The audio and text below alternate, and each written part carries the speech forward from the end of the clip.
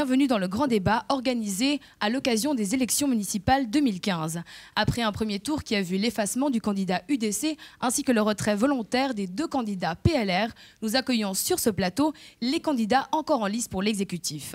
Dans l'ordre des plus votés, Frédéric Renvet pour le Parti socialiste, Roger Gollet pour le mouvement citoyen genevois, Stéphane Lorenzini pour le Parti démocrate chrétien, ainsi que Damien Bonfanti pour les Verts. Et bien sûr, pour animer ce débat, le journaliste Charles-André Aymon. Durant ce débat, nous parlerons des différents enjeux qui attendent la commune pour la prochaine législature, à commencer avec l'aménagement du territoire. Avec aujourd'hui près de 32 000 habitants, la ville de Lancy est la 3e commune la plus grande du canton de par sa population. Elle connaît aujourd'hui une densification et une extension qui touchent l'ensemble de son territoire, des nouveaux quartiers déjà visibles pour la plupart, mais aussi un développement immobilier important ainsi que des nouvelles infrastructures autour des futures gares CEVA. Alors, comment densifier? C'est vrai que tout se joue dans les détails, d'autant plus que les prérogatives en matière d'aménagement au niveau communal sont très limitées. Elle vient de le dire, hein, Jessica Da Silva, les prérogatives communales sont très limitées par rapport au canton dans ce sujet-là. Comment est-ce que vous allez faire pour construire, pour développer, mettre de l'eau, des routes peut-être même, alors que la commune est extrêmement serrée? Monsieur Renvet. Alors écoutez, pour que la commune soit justement le plus partie prenante possible, ce que nous avons toujours essayé de mettre en œuvre, c'est que la commune puisse acquérir du terrain. À partir du moment où elle acquiert du terrain, elle devient propriétaire dans les nouveaux plans localisés de quartier. Et donc, en tant que propriétaire, elle peut aussi faire valoir ses droits. Et c'est justement une façon d'être directement aussi actrice de ce développement, à la fois en tant qu'autorité, mais aussi en tant que propriétaire. Là où on lui dit de construire la commune.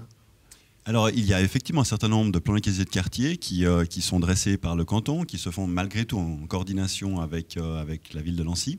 Mais effectivement, de manière générale, on est plutôt dans une perspective cantonale. Donc c'est vrai que les enjeux nous dépassent parfois. Merci, M. Renvet.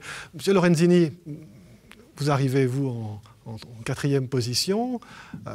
Vous êtes le futur entrant, peut-être, un des 2 futurs entrants, peut-être. Je vais vous poser à peu près la même question. Comment faire pour obliger le canton à prendre en compte les idées, les volontés des communes? Bon, le canton, il a un rôle en amont du processus de développement, puisque c'est lui qui initie les déclassements des zones. Alors à Lancy, de ce point de vue-là, les choses sont faites depuis très longtemps pour les plus grandes zones qu'il reste à construire, que ce soit les SMAI ou Surville, par exemple. Mais c'est vrai que les PLQ, ils peuvent être également d'initiatives autres que celles du canton. Il y a un certain nombre d'exemples. Je pense par exemple au quartier C des Mauriers, dit de la Bâtie, où c'est une prérogative sur une demande de la Fondation communale immobilière de Lancy que ce PLQ a été développé. Donc ce n'est pas toujours le canton qui impose. Après, c'est vrai qu'un certain nombre de PLQ anciens sont existants, qui vont se réaliser, que c'est difficile de modifier un PLQ.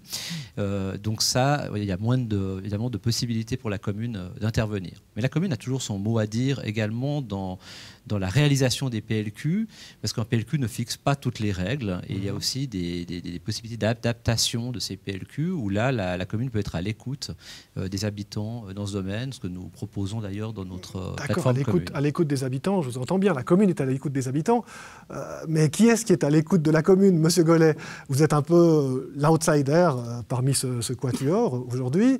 La commune, certes, est à l'écoute, mais comment se faire écouter du canton? Quel est le rôle des députés, des partis, voire même d'un conseiller administratif?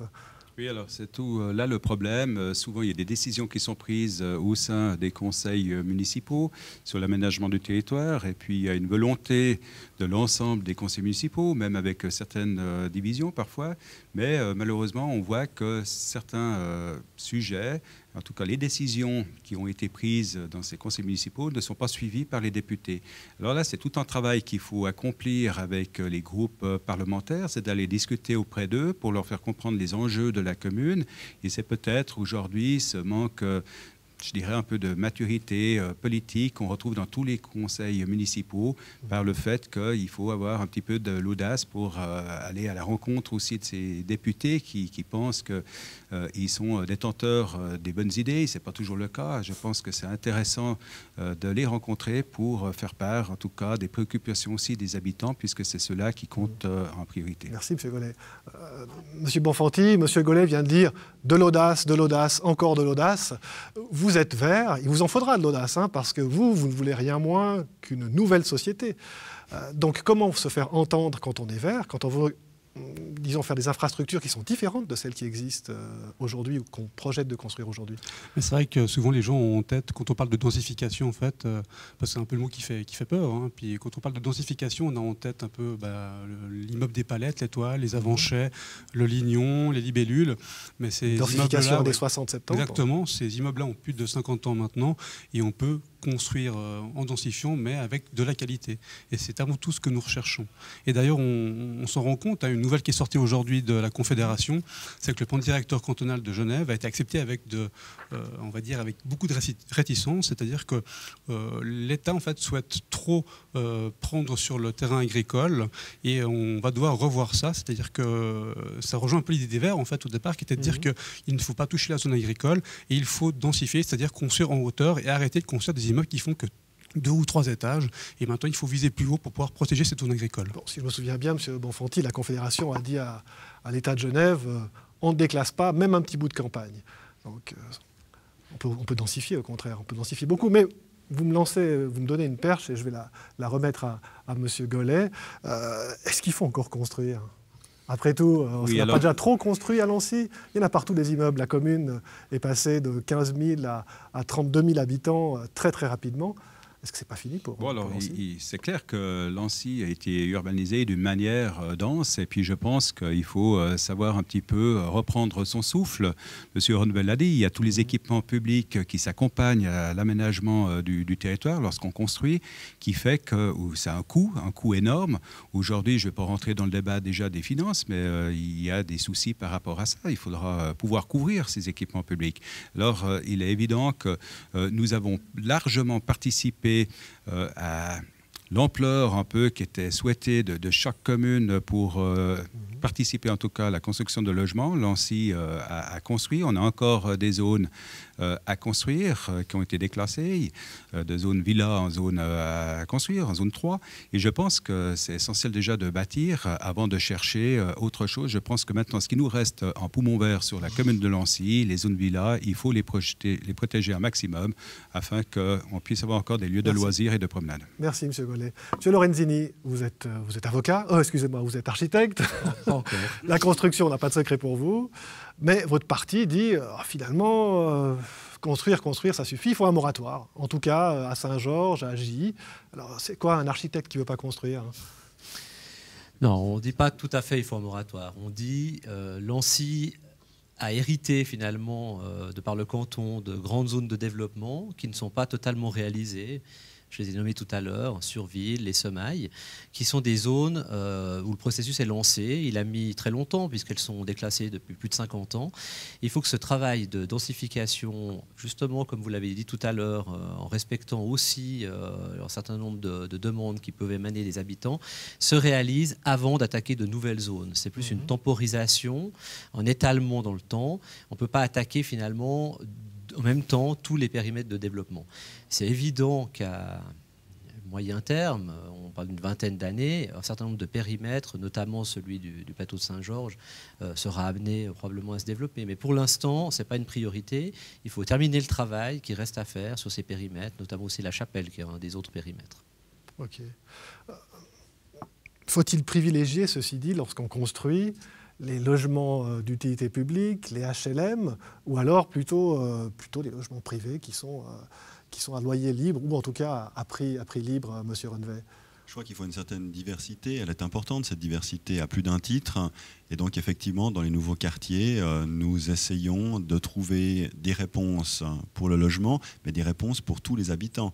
C'est vrai qu'on parle beaucoup dans ce débat d'aménagement du territoire, effectivement, de la construction, mais c'est aussi de rappeler qu'il y a énormément de gens qui cherchent tout simplement à se loger. Donc, on doit construire. On doit construire justement pour tous ces types d'habitants, que ce soit de la PPE, que ce soit du logement social, etc. Et cette mixité aussi favorise au quartier de manière générale. Demandez la mixité, M. Renvet. Est-ce que c'est pas dire, oui, on veut bien des gens à revenus assez bas, mais pas trop, hein, parce qu'il faut que les impôts rentrent?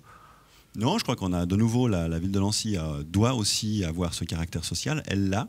Je pense qu'on est en proportion une commune qui a le plus de patrimoine financier, c'est-à-dire d'immeubles de logement. Et effectivement, nous ne cherchons pas à faire des plus-values avec ces logements. Donc nous permettons aussi à toute une catégorie de population, à travers des logements de la commune, eh bien, de pouvoir se loger à des prix tout à fait corrects. Merci. Monsieur Bonfanti, vous vouliez ajouter quelque chose tout à l'heure? Oui, je voulais ajouter, c'est qu'on parle d'explosion démographique pour Nancy, mais c'est fou en fait. Hein, j'entends, la population a augmenté de 5 000 à 20 000 habitants de 1960 à 1970. Et depuis 1970, où elle avait 20 000 habitants jusqu'à 2015 actuellement, elle n'a augmenté en fait que de 12 000 habitants, ce qui représente en fait moins de 300 habitants par année, ce qui est relativement peu. Moi, je sais que quand j'ai parlé avec des habitants lors des stands de campagne qui ont lieu dernièrement, souvent les habitants me disent « mais moi j'ai mes enfants qui sont à la maison, qui ont une vingtaine d'années, qui vont tout doucement vouloir trouver un appartement, et ils souhaiteraient encore habiter sur Nancy. Il faut donc continuer aussi à construire des appartements pour eux pour qu'ils puissent s'y établir. Il ne faut pas oublier ça. » D'accord. Donc on l'a compris. L'aménagement est incontournable, il faut faire pression au point de vue du canton. Simplement, la ville, elle, a encore besoin de grandir, mais de grandir de manière maîtrisée. Si vous voulez bien, on va faire une petite pause, et puis on va attendre Jessica Da Silva qui va nous parler du prochain enjeu communal. Parce qu'elle mêle autant les habitudes de chacun que l'espace public, la question de la mobilité divise.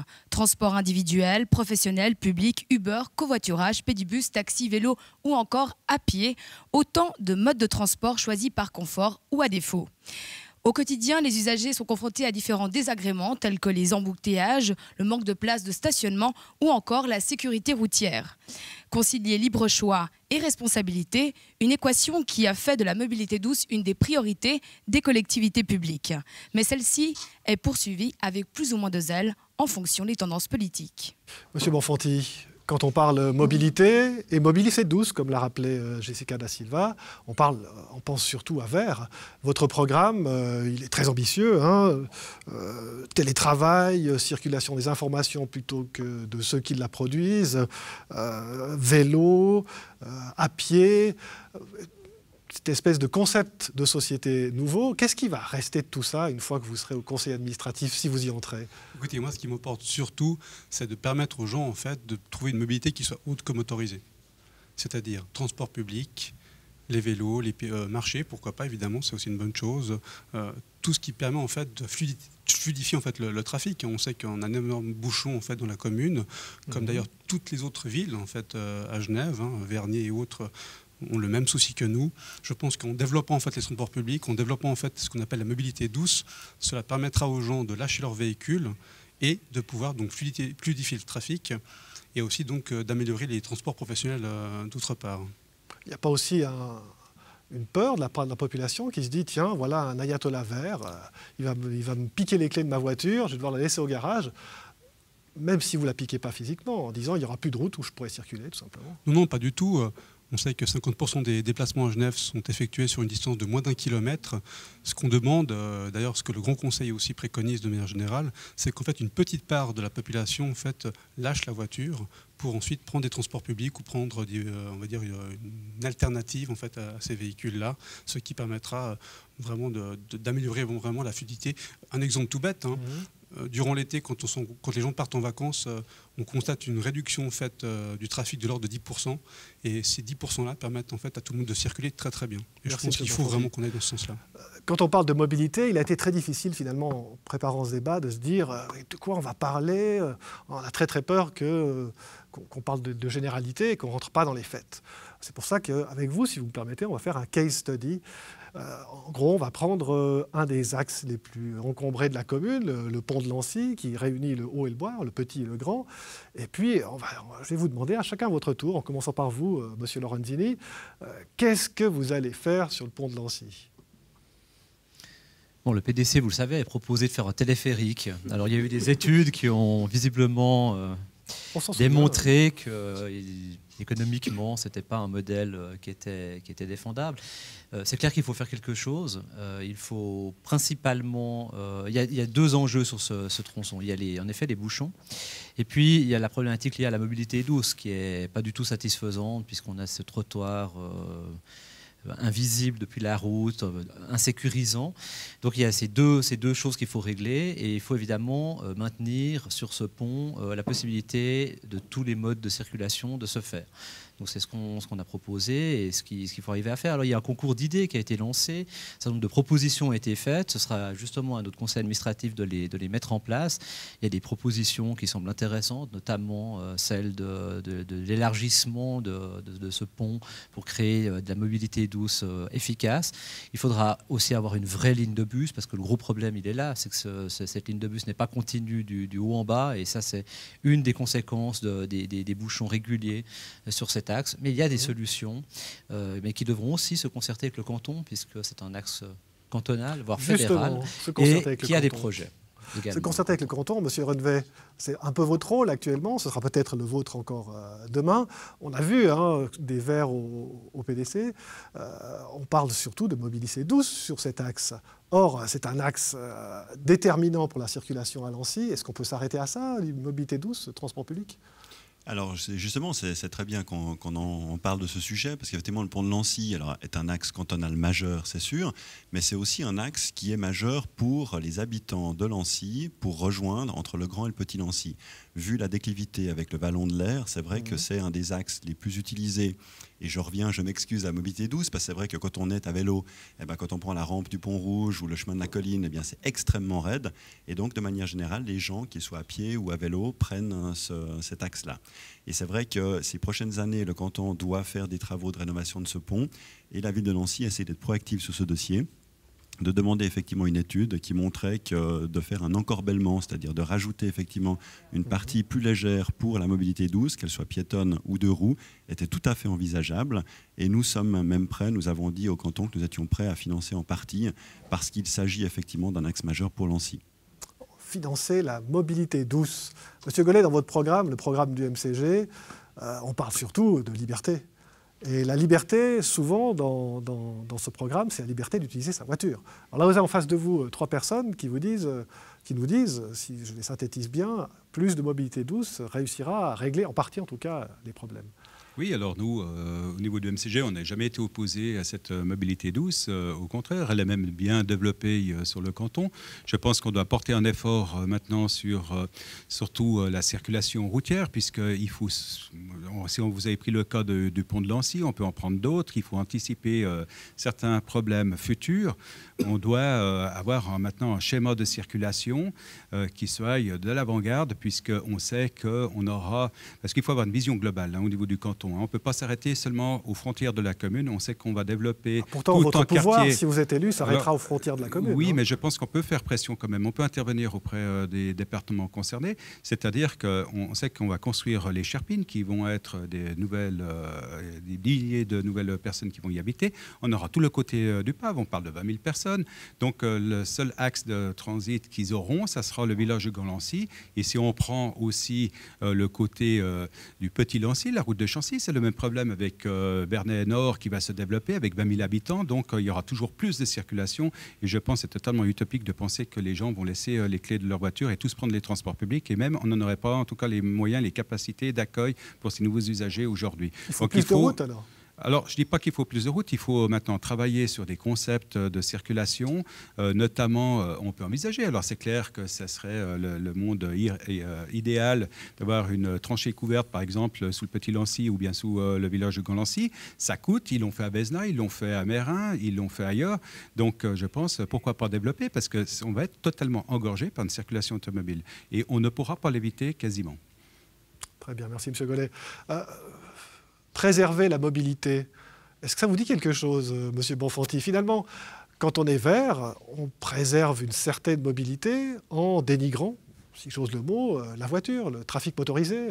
Non, pas du tout. Si vous regardez une route, si vous regardez la place que prend en fait, qui est dévolue en fait à la voiture. On se rend compte que 80% en fait de la chaussée est dévolue en fait aux véhicules motorisés, le reste étant pour les vélos ou pour les piétons. Donc nous, c'est ce qu'on demande tout bêtement, c'est un rééquilibre en fait. Moi, étant un utilisateur en fait du train, je considère que toutes les personnes qui utilisent le train pour se rendre dans le canton de Vaud pour y travailler ou inversement, libèrent de l'espace sur l'autoroute et permettent justement à cette autoroute d'avoir une meilleure fluidité qu'elle ne l'est à présent. Mais revenons à Lancy, qu'est-ce que vous voulez concrètement changer dans les deux Lancy, dans le petit et le grand En termes de Lancy? mobilité, ce que je souhaiterais vraiment, c'est mettre en place des pistes cyclables, mais qui soient reliées les unes aux autres. C'est-à-dire qu'on n'ait pas des trous, comme on dit. On sait que les cyclistes aiment beaucoup la sécurité.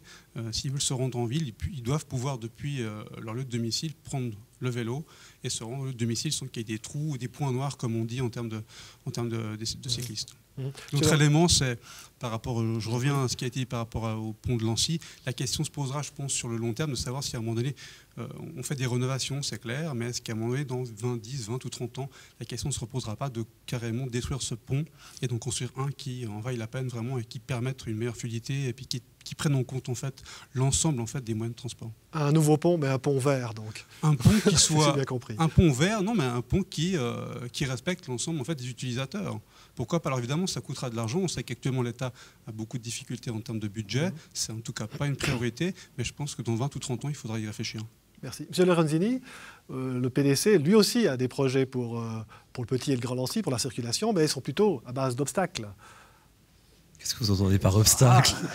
Gendarmes couchés, coussins berlinois, quel que soit leur nom. Pas spécialement, mais écoutez, c'est vrai que c'est une solution, parce que ça c'est un autre débat. C'est peut-être la liaison avec votre thème suivant de la sécurité. C'est vrai que l'autre problème qu'il y a, c'est que la circulation amène une certaine insécurité pour la population la plus fragile, finalement, que sont les piétons, les enfants, les personnes en vélo. Donc, il y a un moment donné, il faut absolument pouvoir redonner dans un certain nombre de quartiers un usage interne au quartier et empêcher un trafic de transit qui nuit finalement à ces quartiers. Et c'est extrêmement difficile à faire parce que c'est vrai que les riverains ont toujours la volonté de pouvoir, et finalement c'est ce qui est normal, de pouvoir accéder sans eux, sans trop d'entraves. Donc il faut trouver un juste milieu, mais il faut probablement faire un certain nombre d'aménagements dans certains quartiers pour garantir une meilleure sécurité aux piétons, aux vélos. Mais voilà, mais on n'a pas une politique particulièrement basée sur l'entrave. Je ne sais pas où vous avez lu ça. Mais... Je synthétisais peut-être un petit peu abusivement. Monsieur Gollet, une petite minute s'il vous plaît, Monsieur Renevet. Monsieur Gollet, vous avez aussi une proposition qui peut sembler assez originale. C'est celle de couvrir certaines des grandes pénétrantes dans Lancy. C'est pas un petit peu utopique? La seule que je connaisse de liaison couverte, c'est celle qui passe à côté de Balexer.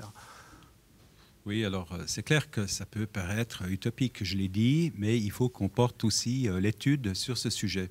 Alors, si on prend par exemple le cas d'une autre commune, c'est Vézenat. Ils ont participé à la construction de leur tranchée couverte, ils l'ont obtenu. C'est clair que si on demande, comme d'autres communes le font, au canton de tout faire, on aura peut-être certaines difficultés. Je pense qu'il y a un effort aussi de participation de la part de Lancy si on veut obtenir quelque chose aussi plus rapidement. On est aujourd'hui, à quelques années, dans une situation qui va être chaotique en matière de circulation. Dès qu'on va commencer à donner les premiers coups de pioche dans le quartier Pave ou au Cherpines, ou bien, comme je l'ai dit, à Bernay-Nord, ça va être catastrophique au niveau circulation. Et on ne va pas empêcher aujourd'hui la progression. Il faut savoir qu'on est un canton, je ne vais pas dévier le débat sur le canton de Genève, mais on est une métropole. On a beaucoup de problèmes qui sont liés à cette métropole, comme la criminalité, mais aussi en matière de circulation, où on aura toujours plus de véhicules. On ne va pas y échapper. Donc, on doit prendre des dispositions aujourd'hui, qu'il en a encore temps, et ça nous coûtera certainement moins cher que d'attendre et puis de faire les choses à la dernière minute. Merci, Monsieur Renevet, vous vouliez ajouter quelque chose? Oui, je voulais simplement ajouter quelque chose. On parle beaucoup de mobilité, mais on parle aussi, la mobilité engendre beaucoup de nuisances sonores. Et c'est vrai que le fait de pouvoir reporter la circulation pendulaire sur les axes principaux, sur effectivement la route du Pont-Butin, route de Chancy, etc., eh bien, nous permet, avec quelques aménagements relativement simples et surtout des nouveaux revêtements phono-absorbants, vraiment de diminuer l'impact de ces nuisances sonores dans les quartiers. Et ça, je pense que c'est aussi une problématique majeure, parce que c'est vrai que les gens, souvent aussi dans les quartiers, sont sensibles à toutes ces nuisances sonores qui sont très très nombreuses. Et c'est vrai que ces revêtements aujourd'hui, le canton on a mis aussi sur la route de Pont-Butin à certaines tronçons, et on voit la différence, elle est extrêmement forte. Et c'est vrai qu'à Lancy, on essaie aussi de poser au maximum ces revêtements pour améliorer la situation pour les habitants. Beaucoup de propositions pour la mobilité, hein. Des choses qui sont encore à faire, qui sont encore dans le pipeline, qui ne sont pas encore décidées. Il y en a d'autres qui vont arriver parce qu'elles ont été décidées par le canton principalement. Et je pense à l'arrivée du tram 15 du côté des Palettes. On a vu que le quartier s'est enflammé, des associations se sont créées. Et puis, vous avez chacun des partis pris des décisions, des lignes de programme. Et on va les détailler un petit peu plus en détail. Monsieur Lorenzini, le PDC, a pour ligne de conduite de remplacer l'intégrité des places de parc qui vont disparaître le long de cette ligne et de faire des parkings souterrains. Alors bon, l'intégrité, on pense que la problématique du parking est une vraie problématique dans ce quartier, puisque c'est un quartier construit dans les années 60, où il y avait déjà un déficit naturel, on dira, de places de parking. Donc les places qui sont des places publiques, qui sont dans le terre-plein au centre du chemin des Palettes, disparaissant avec le tram, c'est évident qu'il va y avoir une pression très forte pour obtenir des places. Après, il faut en effet étudier le nombre de places à repourvoir, il faut étudier comment les repourvoir ou les localiser. Et là, il y a plusieurs pistes envisageables. Et une chose est sûre, c'est qu'un partenariat devra être trouvé entre les privés, propriétaires d'immeubles privés, la commune de Lancy, puisque c'est son territoire et qu'elle doit garantir notamment des places pour les commerces, si on veut que les commerces puissent survivre dans ce quartier, et également l'État, qui finalement est le principal responsable de la disparition de ces places de parking, puisqu'il est le maître d'œuvre de la construction de ce nouveau tram, et que le tracé arrive à la conséquence de supprimer près de 80 places. Est-ce qu'on peut dire que vous rétropédalez, que vous dites, attendez, toutes les places, peut-être pas toutes les places Non, mais je crois qu'on ne va pas construire des places pour qu'elles soient vides, donc il faut regarder concrètement, faire une analyse fine du nombre de places à recréer. S'il faut 80 places, il faudra 80 places. S'il en faut 50, on ne va pas en construire 80 pour le plaisir d'en construire 80. Donc il faut simplement être pragmatique, faire une vraie analyse des besoins. Besoin de places, à l'évidence, il y en aura. Après, il faut voir comment pouvoir les compenser et où les localiser. Il y a plusieurs pistes aussi. Il y a des solutions dans le cadre des futurs PLQ qui vont se développer au SMAI. La possibilité également d'imaginer des parkings souterrains entre les barres existantes aux Palettes qui permettraient de requalifier les espaces interstitiels de ces barres qui ne sont pas très, très heureux au jour d'aujourd'hui avec beaucoup de voitures en surface. Donc il y a une volonté, je crois, notamment de l'association des habitants qui dit dans ses revendications qu'il faut profiter de l'arrivée de ce tram pour requalifier l'espace urbain, et ça c'est l'élément essentiel qui est vrai. Il faut profiter parce qu'un tram, on ne le construit pas tous les jours. Le jour où on le construit, il faut le faire correctement. On ne le refera plus après. Et il faut profiter de cette occasion. Monsieur Bonfanti, le PDC dit il faut faire de la place à la voiture. Voilà, c'est votre allié sur la liste au deuxième tour. Pas tout à fait ce qu'il a dit. C'est quelque chose qui vous parle. Les Verts ne disent pas tout à fait ça. Il n'a pas tout à fait dit ça. Il a juste dit qu'il fallait construire un nombre de places si vraiment il y avait un besoin par rapport à ça. Mais il y a des éléments qu'on oublie par rapport à l'avenir de ce quartier. Premièrement, c'est l'arrivée du tram, comme on l'a dit. C'est-à-dire qu'il y aurait une meilleure desserte. On constate que quand la desserte est améliorée en termes de transport public, les gens ont tendance à lâcher leur voiture. Premier élément. Ce qui veut dire qu'il y aura sûrement besoin de beaucoup moins de place qu'on ne le pense. Deuxième élément, c'est le changement de comportement, justement. C'est que les gens, de plus en plus, lâchent leur véhicule. Plusieurs exemples par rapport à ça, c'est la ville de Genève. Un ménage sur deux en ville de Genève n'a plus de véhicule. On constate tout doucement la même tendance en fait dans les autres communes périurbaines qui entourent la ville de Genève, c'est-à-dire que de plus en plus de gens habitant à proximité en fait des dessertes de transport public lâchent leur véhicule pour des raisons X ou Y, c'est-à-dire ils se rendent compte que c'est beaucoup plus rapide de prendre le tram ou de prendre un bus pour se rendre en ville, pour travailler, que leur véhicule coûte de plus en plus cher, que les places de stationnement coûtent extrêmement cher aussi pour eux, de plus en plus en tout cas, par rapport à leur budget.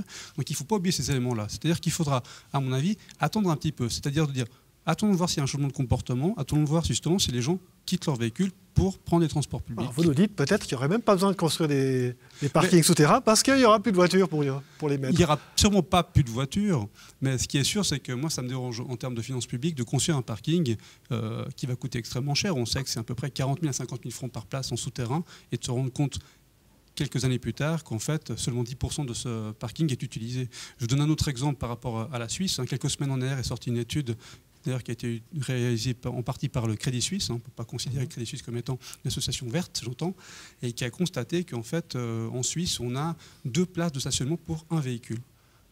Et que ces 10 dernières années, on a construit énormément de places de stationnement. La question qu'on devrait se poser, c'est est-ce vraiment utile de construire ces places de stationnement-là quand on voit le parc de véhicules qui a tendance plutôt à, on va dire, à stagner ou à diminuer, comme je l'ai dit, en ville. Monsieur Gollet, vous n'avez pas l'impression que tout à coup, il y a floraison de jolis projets, mais finalement, il y a peut-être trahison de l'esprit de ces associations auxquelles vous avez tendu l'oreille particulièrement attentivement. Finalement, leurs revendications vont peut-être se retrouver diluées. Non, je pense qu'en tout cas, on est tous à l'écoute, en tout cas, de ces associations de riverains qui s'inquiètent à juste titre des aménagements futurs, notamment de cette grande gare qui sera du côté, voilà, cette boucle qui va amener beaucoup plus de circulation encore en matière, je dirais, de transport public, qui va créer aussi des embouteillages, puisqu'on voit lorsqu'on franchit, pour ceux qui connaissent bien sûr ce giratoire des Palettes, il est obstrué tout bout de champ par l'arrivée d'un tram. Il y en a un qui part, c'est le bus qui quitte ou qui arrive, qui fait que la circulation reste bloquée. Aujourd'hui, je pense qu'il faut aussi, pour revenir sur la construction des parkings, je pense que c'est une excellente chose. On manque de places de parc à l'extérieur. Il faut faire des aménagements au niveau soit souterrain, soit un étage de places de parc. Ça peut être rentable. On voit que tous les parkings privés le sont. Il n'y a que les parkings des collectivités publiques qui accusent certains déficits. Je pense qu'il y a une politique à mener par rapport à ça. Et puis, je pense que c'est aussi quelque chose qui touche le mouvement citoyen genevois, puisque nous, on parle même de donner la gratuité pour les emplacements extérieurs sur les routes communales. Il y a des possibilités. C'est intéressant, c'est d'étudier ce que se fait à Lucerne, c'est-à-dire qu'il faut supprimer simplement ces cases bleues pour les remettre en partie blanche. Et puis, c'est des macarons qui peuvent être délivrés directement par la commune. On n'est plus sujet à la fondation des parkings. Chaque citoyen, pour chaque voiture, pour économiser 200 francs. Aujourd'hui, tout ce qu'on fait... Je voyais que lors de votre description de cet univers du parking idéaux, M. Bonfanti faisait non comme ça de la tête. Vous avez quelque chose à ajouter ? Oui, non, mais je le répète, une partie des parkings actuellement en ville de Genève sont en déficit, c'est-à-dire qu'il n'y a pas assez de véhicules qui viennent s'y parquer. Et donc la fondation des parkings perd de l'argent et d'autres parkings privés comme le Lignon et dans d'autres lieux, quand on va dans ces parkings-là, on se rend compte qu'ils ne sont des fois pas dévolus en fait aux places de stationnement, c'est-à-dire qu'ils sont maintenant, en fait, on y met d'autres choses, en fait, on y met des pots de peinture, on y met ses vélos, on y met plein d'autres choses, sauf la voiture. Et le problème, c'est que les gens qui ont des véhicules et qui ont des box, souvent, il faudrait faire une étude à ce niveau-là, en tout cas pour en être certain, mettre leur véhicule du coup sur le domaine public au lieu d'utiliser leur propre box. Et je pense qu'à ce niveau-là, il y a un travail à faire, une étude prospective pour se rendre compte de cela. Monsieur Gollet ? Oui, alors il faut savoir pourquoi aussi ces parkings publics, c'est ceux de la fondation des parkings, sont déficitaires. C'est clair qu'à un moment donné, on ne peut pas favoriser le parquage des véhicules, des pendulaires dans ces parkings à des coûts qui sont relativement bas, plus encore un abonnement privilégié des transports publics et puis penser faire du bénéfice. Autrement, ça ne serait pas du tout ce qui serait attendu par ces automobilistes qui traversent tous les jours le territoire que la frontière pour venir y travailler. Donc le but, c'est pouvoir aussi parquer ces véhicules. Maintenant, c'est le coût qui fait qu'il y a des déficits. Je pense que si on a des parkings communaux, on peut très bien tirer un bénéfice même de ces parkings, comme ça se fait partout ailleurs. Voilà, le tram 13, Monsieur Renevet, vous avez vu, ça engage beaucoup de discussions, ça a fait bouillir une partie de la commune de Lancy. Finalement, c'est une pierre dans votre jardin. Vous avez mal anticipé l'arrivée du tram 15 et puis la révolte a débuté.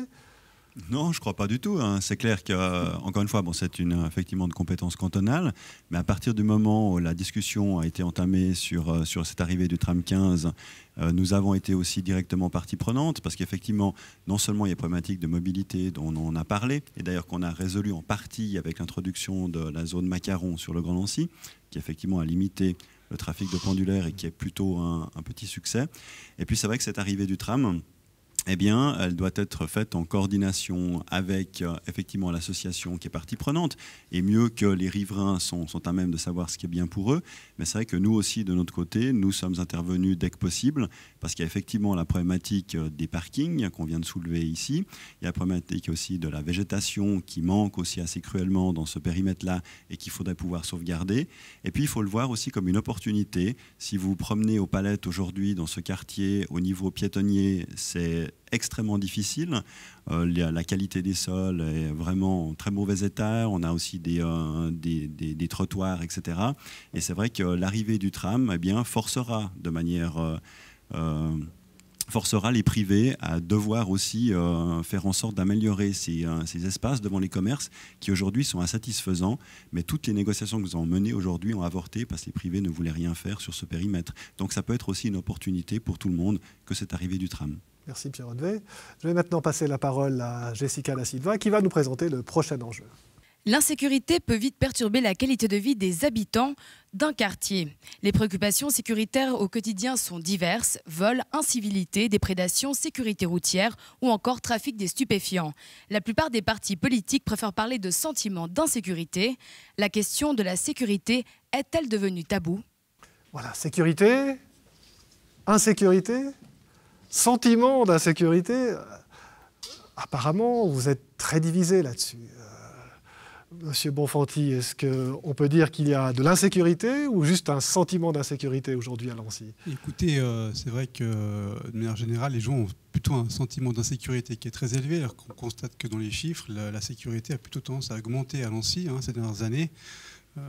Les derniers chiffres de la police qui ont été donnés prouvent que ça va de mieux en mieux, heureusement. Je pense qu'il y a un bon partenariat entre la police cantonale et puis la police municipale, qu'il ne faut pas oublier, a pratiquement doublé ses effectifs ces dernières années. Et, il me semble 18 APM. Triplé, je crois, si j'en crois le programme même, du PDC. Triplé, enfin, j'en avais 9 en tête, on est passé à 18, c'est vrai. C'est, je pense, un bon nombre en tout cas pour la commune. Je pense qu'on va pouvoir en tout cas stabiliser à ce niveau-là. Je sais qu'il y a de la vidéosurveillance qui a été amenée en plus. Il y a des éléments positifs, c'est vraiment en termes de vidéosurveillance dans certains lieux où on a constaté une diminution des déprédations au niveau des biens publics. A contrario, du coup, les gens sont amenés à aller dans d'autres lieux où il n'y a pas de caméras et du coup, les déprédations pourraient aussi augmenter à ce niveau-là. Alors, plus de caméras ? Justement, pas plus de caméras. Nous, ce qu'on cherche, justement, c'est plutôt à mettre plus d'APM dans la rue avec des horaires qui soient un peu plus élevés qu'actuellement, c'est-à-dire peut-être travailler un peu plus tard le soir, surtout en période estivale. Je vais vous redonner la parole tout à l'heure. On va faire un rapide tour d'horizon. Sécurité ou insécurité, monsieur Lorenzini ? Insécurité ou sentiment d'insécurité ? Voilà. Bon, écoutez, il ne faut pas se voiler la face. Il ne peut pas y avoir de sentiment. Si on était dans un monde totalement sûr, il n'y aurait pas de sentiment. Mais c'est vrai que malgré tout, les chiffres, comme l'a dit Damien, le prouvent. Il y a une nette amélioration de la situation qui n'est pas encore parfaite. Et ce sentiment est très fortement ressenti. Il faut le reconnaître. Quand on parle avec les gens, ils relèvent des fois des choses qui peuvent paraître relativement anecdotiques. Une réunion de quelques jeunes, les gens disent oui, il y a des jeunes, mais il n'y a pas forcément une vraie insécurité, mais les gens le ressentent comme tel. Donc c'est toute l'ambition de notre programme, c'est vraiment de dire qu'il faut maintenant que les APM puissent avoir des horaires élargis pour pouvoir notamment suppléer la police cantonale qui n'a pas assez d'effectifs malheureusement, surtout la nuit, puisque les effectifs sont extrêmement faibles la nuit, pour aller au devant finalement de ce sentiment en rencontrant les gens. Et puis on a parlé également d'aide au niveau social pour pouvoir rencontrer les jeunes, pour faire un travail de prévention et essayer de faire véritablement diminuer ce sentiment d'insécurité. Donc voilà, monsieur Gollet, le MCG a fait de la sécurité, ou plutôt de l'insécurité, son cheval de bataille. Je vous pose la question pour la forme. Sécurité, c'est un sentiment ou l'insécurité, c'est un sentiment ou une réelle réalité ? Alors je pense qu'il y a un réel sentiment d'insécurité qui est dû aussi à une part de délit et puis la commune de Lancy, c'est quand même un village. Dès qu'il y a un cambriolage, ça se sait dans le quartier, qu'il y a un immeuble où on a cambriolé les véhicules dans les parkings, ça se sait. Donc ça crée ce sentiment d'insécurité. Je ne pense pas que nous avons plus de criminalité. En tout cas, Lancy n'est pas encore répertorié comme une zone criminogène de Genève. Par contre, là aussi, on doit être, disons, prendre toutes les précautions nécessaires, parce que c'est clair que si la criminalité a baissé à Lancy, puis même sur le canton de Genève, c'est un phénomène suisse, c'est un phénomène même, voire européen, où on voit la criminalité qui diminue, disons, d'une manière assez drastique dans l'ensemble de... Vous êtes un ancien gendarme, donc les chiffres sur la criminalité, ça vous connaît. Oui, alors c'est là ici, je vois, c'est les derniers chiffres publiés à Genève, à Lancy. Infractions au code pénal en diminution de 14%. Mais les infractions à la loi sur les stupéfiants font un bond de plus 42%, alors que les infractions à la loi sur les étrangers ont augmenté de 90%. Pour la loi sur les infractions sur la loi sur les étrangers, c'est les personnes qui sont en situation irrégulière. Est-ce qu'on doit prendre ça dans une statistique de criminalité? C'est clair qu'il y a des délits, il y a des infractions. Mais je pense que lorsqu'on parle de criminalité, il faut voir celle qui touche le plus la population. Ce n'est pas les cols blancs, c'est les cambriolages, c'est le vandalisme, c'est ces phénomènes qui font que ça pourrit la vie de nos concitoyens. Et c'est là où on doit prendre les mesures. Alors pour prendre les mesures, effectivement, comme le dit M. Landini, je pense qu'on doit augmenter la présence et la visibilité des agents municipaux au niveau de la police, c'est-à-dire qu'il faut pouvoir avoir un service 24 heures sur 24, ce n'est pas impossible, il faut simplement augmenter encore de quelques unités. Si on prend un poste de gendarmerie comme Carouge, où c'est une trentaine de gendarmes, on peut très bien y arriver relativement vite, puisqu'on est à 19 agents aujourd'hui, et puis je pense qu'on peut encore penser à 24 agents, et puis ça suffirait pour avoir une permanence 24 heures sur 24, où il faudra regrouper bien sûr par rapport au poste, avoir un poste central pour la nuit. Je pense qu'il y a beaucoup de choses à faire évoluer au niveau de la sécurité. Il y a aussi toute la prévention qui peut se faire par l'information et il y a la menace aujourd'hui qui arrive gentiment, c'est-à-dire que, et Dieu sait si on a aussi le MCG pour les caméras de surveillance, puisqu'on avait déposé une résolution à l'époque pour faire démarrer ce projet, mais on voit maintenant les caméras de surveillance sur la ville, notamment au Paquis. Ça a déplacé une partie de cette délinquance, ces dealers, sur le quartier de Plainpalais. Aujourd'hui, ils sont chassés encore de ce quartier. Et si on se renseigne auprès des policiers du poste de Lancy-Aunay, ils commencent à craindre cette montée vers Lancy de cette nouvelle forme de criminalité. Donc, on doit prendre les mesures nécessaires pour éviter justement que notre commune serve d'endroit de délinquance, c'est-à-dire un lieu de non-droit. Donc, et si je vous comprends bien, on doit prévoir justement si je vous comprends bien, vous avez une crainte d'insécurité, mais pas encore une insécurité, le sentiment d'insécurité totale à Lancy. Bon, c'est toujours mesurable. Le sentiment d'insécurité se fait aussi par les médias. Dès qu'on en parle, c'est dans la presse, et puis qu'on monte, bien sûr. Et là, il faut savoir que peut-être ce sentiment... Il faut laisser un petit peu d'espace à M. Redvay, là, pour ce débat-là. si vous voulez, vous pourrez dire encore un petit mot tout à l'heure.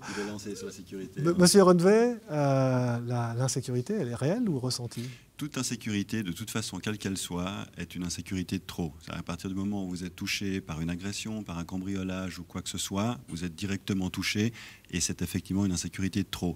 Maintenant, quels sont les moyens d'une commune de répondre à cette insécurité-là, que ce soit un sentiment d'insécurité ou quelque chose qui nous a directement touchés, la réponse doit être multiple. C'est vrai que ça a été dit ici. Nous avons engagé un certain nombre de policiers municipaux supplémentaires pour répondre à cette problématique, qui est une problématique à la fois donc, en amont et en aval, donc de répression, mais aussi d'anticipation.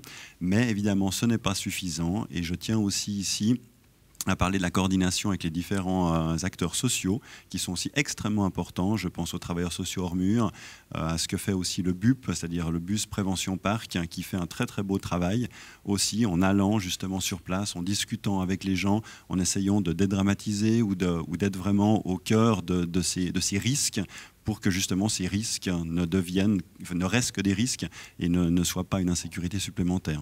Merci. Vous vouliez ajouter quelque chose, M. Gollet ? Oui, Oui, tout à fait. Il faut quand même aussi, prendre en compte que la gendarmerie ou même la police judiciaire est en manque d'effectifs. Aujourd'hui, il faut continuer à développer cette augmentation d'APM parce qu'il faut bien comprendre que c'est les yeux et les oreilles de la police cantonale. Ils ont la possibilité de faire des patrouilles pédestres, ils peuvent être attirés par un bruit suspect et puis découvrir que c'est un cambriolage en cours. C'est très important d'avoir justement des agents jour et nuit dans notre commune qui patrouillent et puis qui fassent le nécessaire et qui appellent justement d'autres services d'urgence. Les yeux et les oreilles, on a bien compris, les yeux et les oreilles de la commune coûtent parfois les yeux de la tête, hein, on en parlera peut-être tout à l'heure quand on parlera des finances. Hein. Je crois qu'on va gentiment laisser de côté cette fois le côté sécurité, insécurité. Je vais demander à Jessica de revenir nous présenter le prochain enjeu. La saison est belle pour le budget de la commune de Lancy. Depuis 10 ans, la ville finit son exercice sur un bonus. Le territoire communal a ainsi vu fleurir les infrastructures qui ont suivi de près l'évolution de la population. Toutefois, la dette se monte désormais à près de 107 millions, alors que l'avenir est incertain. Lancy pourra-t-elle continuer sa politique d'investissement élevée, alors que les incertitudes sur les rentrées fiscales futures se font de plus en plus fortes? Monsieur Lorenzini, vous êtes PDC, le PDC est en charge des finances communales depuis, je crois, 16 législatures, 72 ans. Vous serez naturellement l'héritier de cette charge. Aujourd'hui, il y a 3 000 francs de dette sur chaque tête de Lancéen. Est-ce que vous pensez réellement que c'est tenir un budget de père de famille, comme le PDC s'enorgueillit de le faire? Écoutez, bon, il ne faut pas mélanger dette et budget. La dette est stable depuis de très nombreuses années. Bon, elle évolue année après année, mais globalement, elle n'augmente pas. Il y a 12 ans, il y avait un budget d'investissement pratiquement 2 fois inférieur au budget actuel et la dette était déjà au même montant.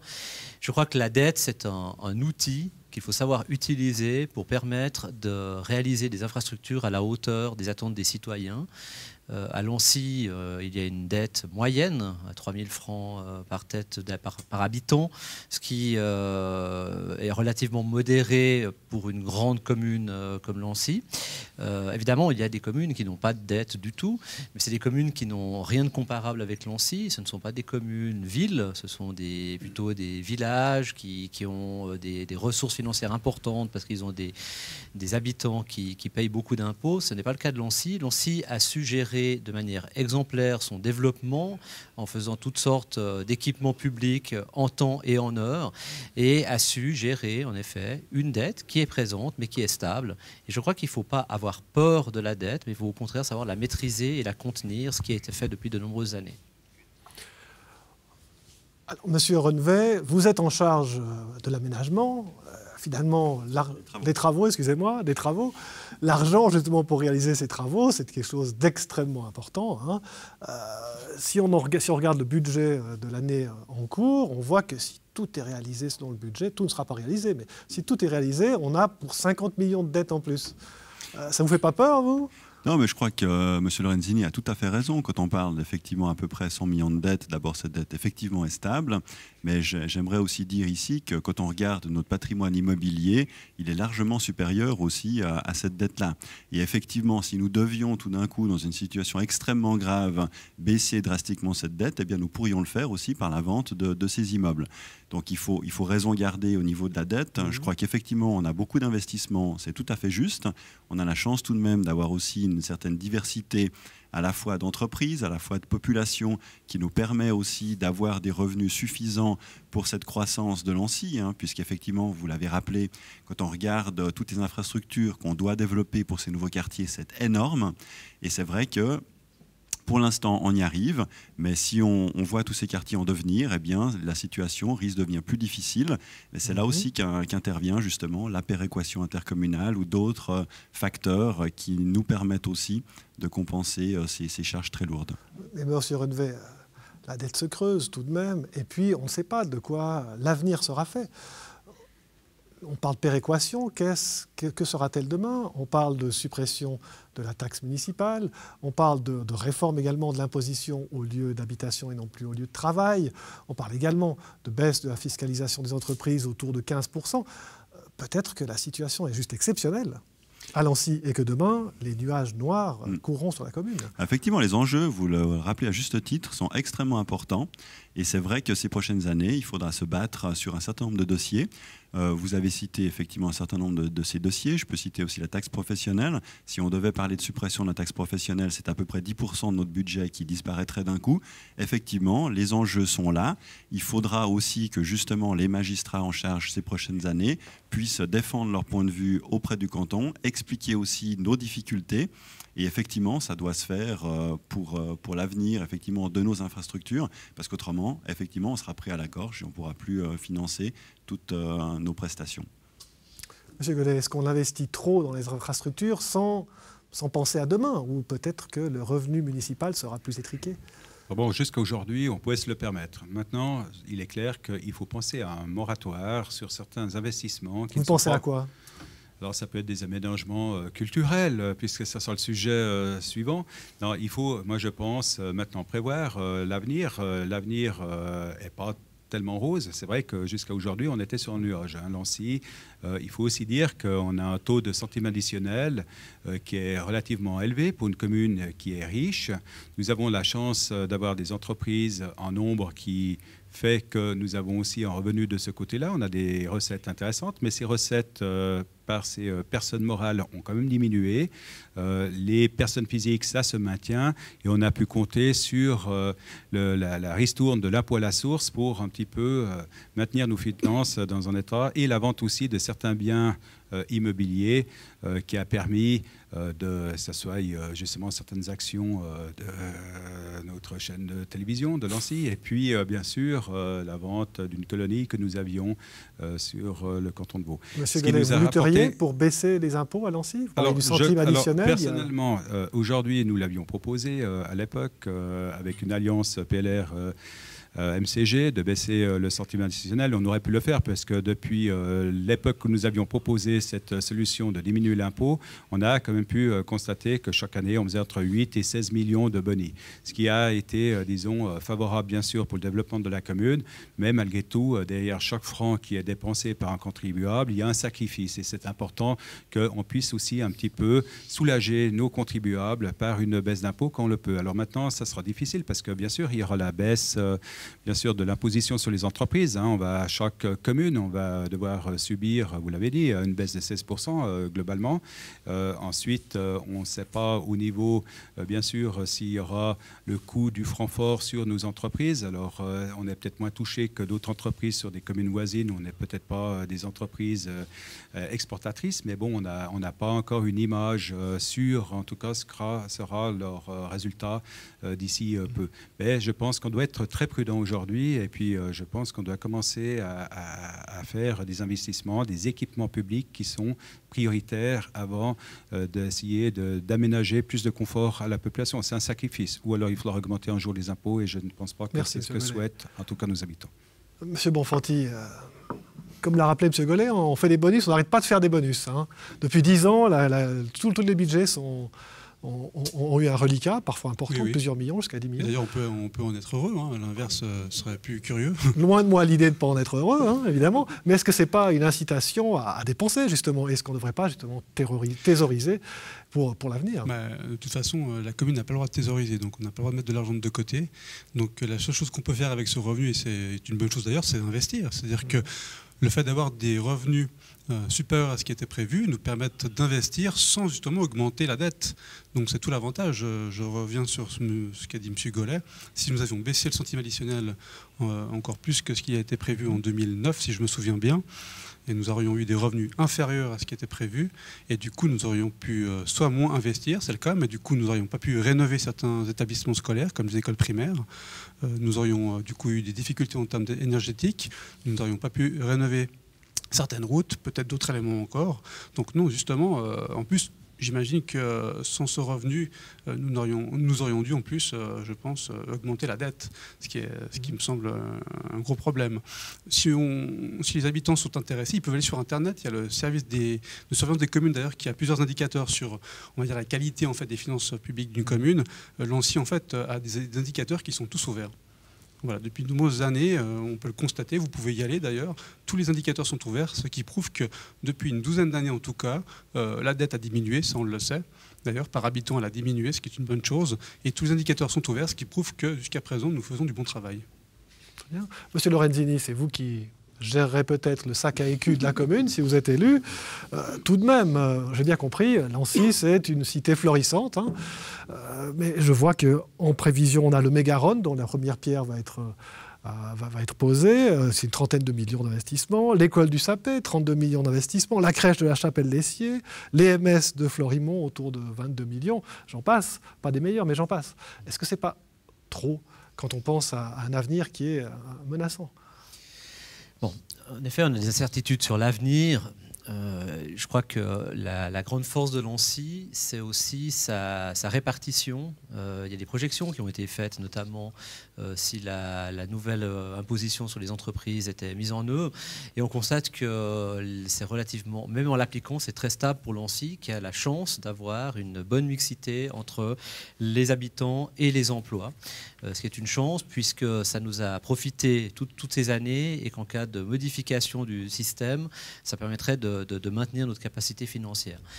Ces investissements dont vous parlez, ils sont nécessaires. Ils sont nécessaires et on arrive à les faire en grande partie en autofinancement sans augmenter la dette. Comme l'a dit Damien, l'augmentation de la population a fait que la dette par habitant a diminué en effet. Et les choses sont gérées d'une manière exemplaire. Tous les indicateurs le montrent depuis de nombreuses années. Et puis quant à savoir si je serai à la tête des finances, je rappelle quand même que c'est un débat démocratique qui devra avoir lieu entre les 3 élus le lendemain du 10 mai. Donc on verra, c'est pas certain. J'espère y être invité. Voilà, on verra s'il y a des guest stars.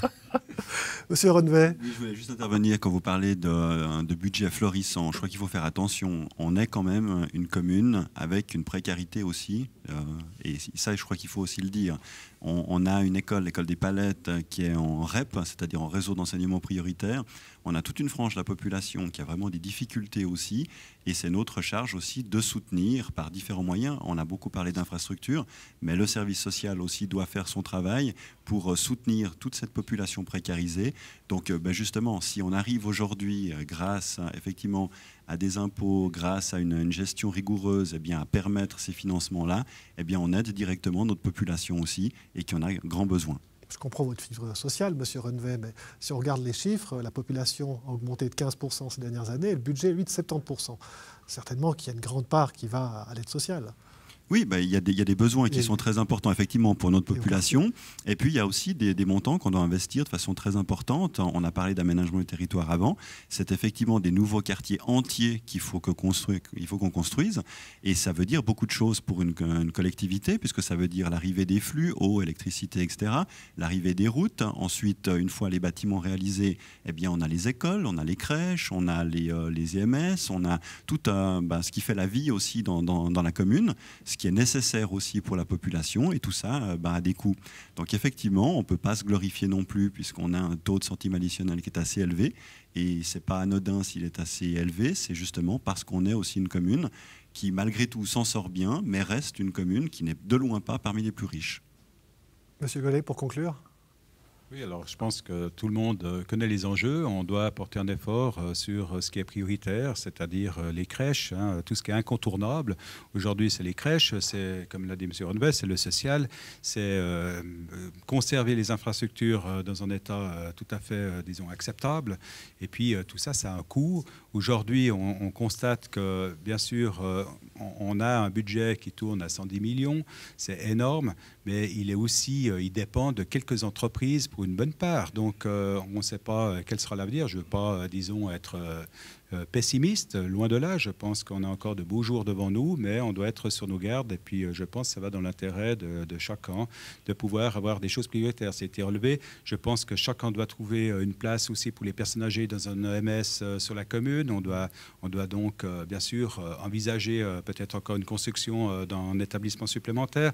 Les crèches, on sait que ça manque. Moi, je pense que chaque personne sur cette commune doit pouvoir être servie aussi selon ses attentes. Et puis, puis selon aussi ses préoccupations, ses priorités professionnelles, familiales. Et puis c'est très important d'être à l'écoute de la population par rapport à ça.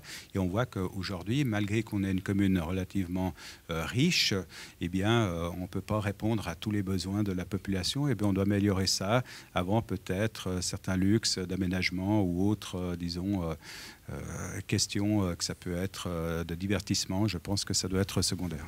Merci, M. Gollet. On va repasser la parole à Jessica Da Silva qui va venir nous présenter le prochain enjeu. Avec le départ du magistrat PDC François Lens, un nouveau dicaster pourrait connaître une vraie refonte, celui de la culture. Actuellement très orienté art contemporain selon certains partis politiques, on lui reproche de ne pas être assez associatif, voire local. Voilà, la culture, c'est quelque chose qui est aussi important que le sport, ou certains diront même que l'instruction. En tout cas, elle en fait partie, très certainement. En tout cas, le magistrat sortant, M. Lens, avait cette culture très, très, très à cœur. Il s'en est même ouvert dans les journaux en disant qu'il avait peur que lui, une fois parti, cette culture lancéenne, très typique, très typée art contemporain, disparaisse. Et puis, sous les coups de boutoir, peut-être, du Parti socialiste, qui ne sait pas mystère d'une culture un peu trop élitiste. Écoutez, moi je pense qu'effectivement il faut, dans un canton où les communes se touchent, et si la programmation culturelle était la même partout, eh bien on aurait des problèmes. Donc c'est vrai que d'avoir une certaine variation entre communes pour que la population puisse aussi, dans ce territoire exigu, aller en fonction de ses intérêts d'une commune à l'autre est une bonne chose. Maintenant, ceci dit, effectivement, on peut aussi imaginer d'autres formes de culture qui sont effectivement peut-être un petit peu plus accessibles pour la population. Ce qui compte en termes de culture, c'est effectivement de pouvoir contenter tout le monde, c'est de pouvoir offrir aussi différentes palettes, différentes activités culturelles extrêmement différentes, variées pour toute la population. On parlait finances tout à l'heure, c'est pas extensible, hein. Vous allez sabrer ? Faire des choix ? Pas forcément. Je crois que effectivement, la culture, c'est pas forcément uniquement de l'argent à investir. Ça peut être aussi très simplement un groupe de jeunes talents de la commune qui vient se produire. C'est un certain nombre d'activités qui peuvent être liées aussi avec des associations qui sont des fois demandeuses aussi. D'ailleurs, des associations culturelles font de l'excellent travail aussi sur la commune. Et donc, ce n'est pas forcément de diversifier la culture, une augmentation forcément du budget culturel. Monsieur Gollet, est-ce que vous opposez culture élitiste et culture populaire ? Non, je pense qu'il doit y avoir une culture très diversifiée sur la commune. Mais maintenant, il faut voir la part du budget qui est consacré à un type de culture. Celui qu'on a sur la commune de Lancy est trop élevé. Le MCG, on est pour une culture populaire. Alors, ça peut être la reprise de certaines fêtes avec la production de certains groupes musicaux, théâtrales, en plein air. On doit développer, disons, dans nos quartiers une certaine animation. Aujourd'hui, elle n'existe malheureusement pas suffisamment et on doit se pencher sur ce problème.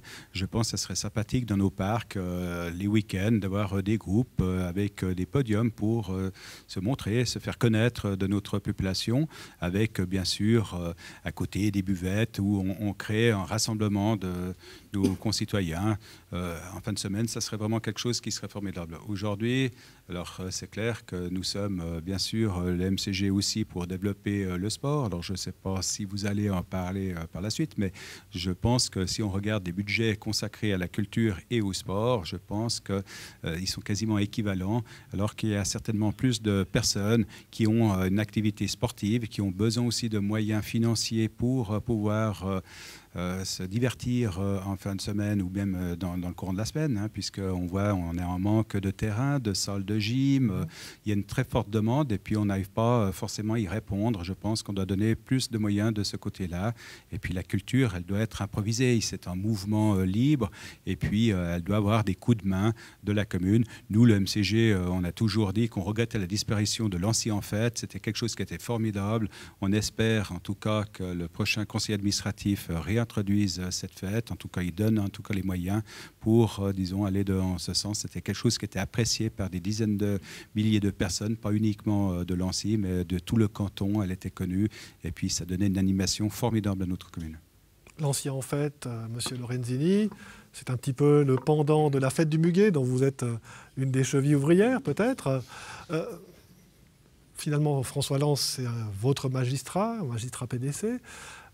Est-ce que vous allez être l'héritier de sa vision de la culture, ou est-ce que vous vous sentez libre? Vous voulez vraiment, vous avez le sens de la filiation encore plus forte qu'au PDC. Alors, écoutez, non, mais je crois que Frédéric a bien dit les choses. C'est pas une question de moyens forcément. Il faut diversifier. Et c'est vrai qu'il y a quelque part deux types de culture. Il y a la culture qui est organisée par la commune, avec le budget communal, qui, elle, en effet, a pris un créneau pour une question notamment de répartition cantonale assez marquée sur l'art contemporain. Voilà, ça c'est vrai. Certaines personnes l'apprécient en dehors des frontières de Lancy, d'autres l'apprécient peut-être moins. Et maintenant, il va falloir probablement faire un travail de rééquilibrage, mais qui n'est pas forcément lié aux aspects financiers. Parce que la culture populaire, comme le dit M. Renevet, pour assez bien la connaître, puisque en effet, la kermesse du Muguet est quand même... M. Gaulet, pardon. La kermesse du Muguet est en effet, je pense, le plus gros événement sur le petit Lancy en termes musical, ne coûte pas un franc à la commune de Lancy, à l'exception... d'un rabais de 50% sur la mise à disposition du matériel. Donc c'est finalement assez peu d'investissement pour une manifestation ouverte à la population qui dure 4 jours maintenant et qui attire énormément de monde. Et je crois que c'est là qu'il faut travailler, c'est motiver des associations. On parlait de Lancy en Fête, bon, c'est aussi une manifestation que je connais relativement bien, qui était organisée par une association, un club de natation. Donc il y avait à la base un vrai mouvement de bénévolat et puis il y avait une aide de la commune financière, mais qui était somme toute relativement modeste. Alors je pense que c'est important de développer ce genre de manifestations et l'idée, c'est d'essayer de les multiplier en les répartissant géographiquement aussi, parce qu'il faut que tous les habitants de Lancy, dans différents quartiers, je pense à La Chapelle, qui est un nouveau quartier un peu plus éloigné, puissent également avoir des manifestations ouvertes à la population, mais ce n'est pas forcément lié à l'argent. Et je rappelle qu'en effet, le budget de la culture n'est pas un budget très important sur Lancy. J'ai bien compris, vous ne voyez pas de problème à tuer le père, si j'ai bien compris. Aucune. J'ai pas dit ça, il me semble pas. Ou alors je suis très mal exprimé. Je crois que voilà, il y a quelque chose qui se fait. Je pense pas qu'il y a besoin d'arrêter ou de le changer complètement, mais il faut diversifier et compléter l'offre. Merci. Damien Bonfanti, culture, mais aussi sport, puisque on le rappelle, vous avez été couronné par le mérite sportif de Lancy il y a quelques années. C'est juste, oui. Pour vous, la culture, pour un verre sportif, la culture, c'est quoi? Ça doit aller où? Écoutez, pour moi, déjà, le premier élément qui me semblerait assez intéressant sur Lancy, ce serait de mettre en place, peut-être pourquoi pas, une assise en fait, de la culture. C'est-à-dire qu'on se met souvent du côté en fait, de l'institution, en sachant peut-être ce qu'il faudrait faire en termes de culture. Moi, j'aimerais plutôt aller poser la question aux acteurs en fait, culturels. Qu'est-ce qu'ils souhaitent en fait, mettre en place sur Lancy, tout bêtement? De voir avec eux, discuter, se mettre autour d'une table, discuter avec les associations actuellement qui sont localisées à Lancy et de voir s'ils ont déjà des idées à ce niveau-là. Je pense qu'en termes de commune, on est une sorte d'organe de facilitation, j'ai envie de dire, c'est-à-dire qu'on est là pour faciliter, pour mettre en œuvre ce qui pourrait croître, ce qui pourrait naître en fait de ce type de discussion-là. Je ne suis pas pour une culture qui soit institutionnalisée, qui soit mise en place par la commune. Alors, dans les fêtes, vous prévoyez quoi? D'ouvrir des ateliers?